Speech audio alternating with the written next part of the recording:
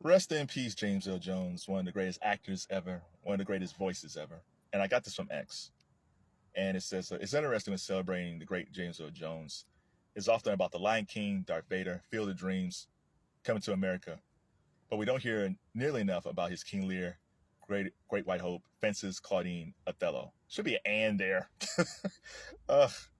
This man is a titan. Put his robe on right. Yes, we do not talk about enough about James Earl Jones' theatrical record. I mean, back in the day, they used to show a lot more plays on TV, but they don't do that nearly as much anymore. PBS still does it from time to time. You still get to see plays in the theaters, so I encourage you to see. When they do that, go check it out because we should embrace theater more often. But yeah, James Earl Jones as a thespian is just one of the greatest ever. And this is a man born in Mississippi with a stutter. Black man born in Mississippi on a farm with a stutter. And his voice, this is CNN. Like, even from a voiceover standpoint, he's just great. Just true greatness. Regal. Him and Coming to America is like, Akeem. Like, that voice is just amazing. The first time I was introduced to James Earl Jones was Star Wars, because he played the voice of Darth Vader. Now, I didn't know that. I was a kid. At that point, I wasn't into who played what. But then I will say one of my greatest movie scenes ever, one of the greatest scenes ever in cinema, is Empire Strikes Back. Towards the end, Luke Skywalker battled Vader. Vader cuts off Luke's hand. Spoiler alert. Luke's hanging on for dear life on this pole. And then Darth Vader says to him, "No, I am your father." Mark Hamill playing Luke Skywalker looked at him and said, "No!" Me being little Kevin Lockett in the theater going like, "No!" I am a soap opera fan, and that's like one of the most soap opera things ever. The dude who cut my hand off is my dad, bro. How did this happen? We'll check out Return of the Jedi in a couple of years. No! I gotta wait 2 years to find out how this happened. Oh my God, one of the best scenes ever. And part of it is that delivery by James Earl Jones. "No, I am your father."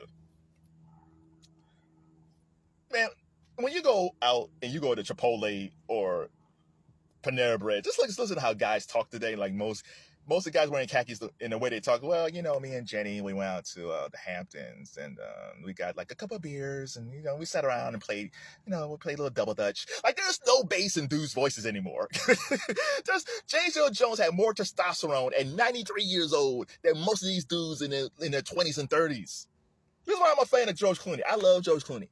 George Clooney's great, and part of the reason why I love Clooney's voice. Like, Clooney's voice, because there's a bass in his voice and there's a coolness in his voice. There's a cool bass in his voice. He got that from his dad. But it's like, I miss dudes with bass in their voice. Like, yes, my voice goes up high from time to time. Yes, I know this. But if I need to talk lower, I can talk lower.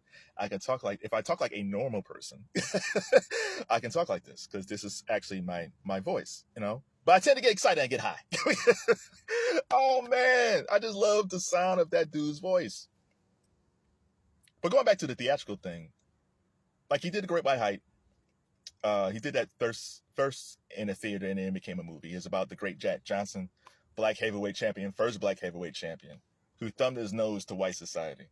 He says, "I'm going to not only beat all you white guys, I'm going to take y'all's women and spend all this money." And he said, "What are y'all going to do about it?" Well, they did a lot, because they did not like that stuff back then. Hell, some of these dudes don't like that stuff now, but they really didn't like it back then. So Jack Johnson went through hell, but he had a good time doing it. Jack Johnson was that dude, but but James Earl Jones played Jack Johnson. James Earl Jones is really the student of Paul Robeson. Paul Robeson was a great theatrical actor in the 50s, but he was very political. He was very about the rights of people, especially Black Americans, but he got exiled. James Earl Jones, you can tell James Earl Jones is a disciple of that, because during the civil rights movement in the 60s, he was involved with that. But the effects that he had on different people, because Al Roker was saying, like, the first time he saw James Earl Jones was in Dr. Strangelove, and where James Earl Jones was the only black cast member, I believe, but he played a pilot. And Al Roker was saying, like, "Wow, I watched that film, and I said, man, he looks like me." and that affected Al Roker, right? And I'm sure for guys like Denzel Washington and Samuel Jackson, I think seeing James Earl Jones affected them too. Maybe not in that film, but definitely with The Great White Hope, because they say, okay, the model is if I want to be like James Earl Jones, I got to go from theater to film. And not just, it wasn't just Jones. It's like if you look at Dustin Hoffman, Al Pacino, Robert De Niro, um, even later on with Meryl Streep. Meryl Streep's in that Denzel age group. Um, all the great actors that you see that became stars in the '70s came from theater. And when you watch Sam Jackson and Denzel, that's why they're so great, because they had that theatrical background. And Denzel always goes back to theater. Like every couple of years, he goes back and does theater. Now he doesn't have to. He's Denzel Washington, right? But theater gives you something. It sharpens your blade. You're playing the same characters for 8 shows a week, and even though you probably have to deliver the some lines the same, you could do little nuances on that character, and you take that what you learn from theater and then take it into film. The reason why Denzel and Meryl Streep and all these people are so great is they know how to work a character, how to find nuances of a character. And when you're doing 8 shows a week, you can get to sharpen and sharpen and sharpen, and you're playing against people, and you feeling the energy from the audience, and you have to smell the theater. You can't get that from a movie set. You can't get that from a TV set. So so most actors don't do that. Most actors say, "Hey, I'm good. 8 shows a week is hard as hell. I'm not doing it." But guys like people like Denzel and James Earl Jones, they always went back to theater. Now James Earl Jones is a little bit different, right? James Earl Jones didn't have a career like Denzel. James Earl Jones's career was a lot of ups and downs, but because he was great and he loves the theater, but he was good at it, he can go back to theater and make money to support his family, but also keep training as an actor. I implore you, if you have a chance, go check out some of these films that's listed here. I was never a big fan of Field of Dreams. You know, I never got that whole thing. Oh, my dad. No, like me and my dad are cool, but we didn't cry over that film. Coming to America is always great. Claudine is really good. Um, and when I look at Fences and Othello, yeah, that's the thing too. You have Fences and Othello. We have Shakespeare and you have August Wilson, but they're both the same. They both talk about struggle, strife, laughter, pain. Shakespeare did it centuries ago. August Wilson, probably, technically he did it centuries ago, but one is very white based, one is very urban based. One dealt with more of the white experience, one dealt with Suffer Othello. You had a black character in that.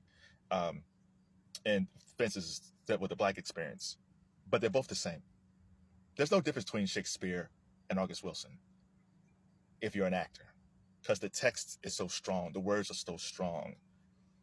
It just builds you as an actor. It prepares you as an actor. So I implore anybody who's serious about acting, do theater. Yes, it's hard, and a lot of people can't do it. Like I never seen Tom Cruise do theater, but Tom Cruise is great.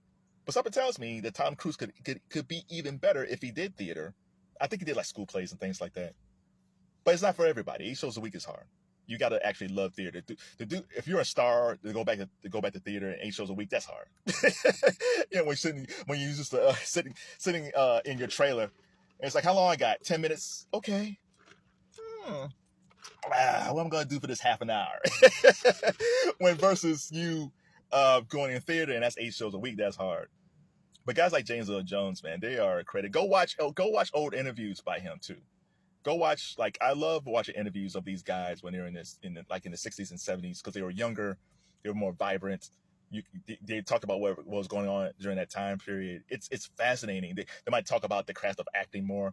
Like James Earl Jones was always vibrant. He's a vibrant older man, right? And there was a lot of wisdom as he gotten older. But I love watching interviews when people were younger. You just gain more from that, just from where they were at that time period, what their dreams were, what their failures were, how they would change some things. It's just great. So tell me, what is your favorite James Earl Jones production, film, theater? Have you ever met James Earl Jones? And what's your favorite moment in cinema? Like I mentioned in Empire Strikes Back, but what is yours?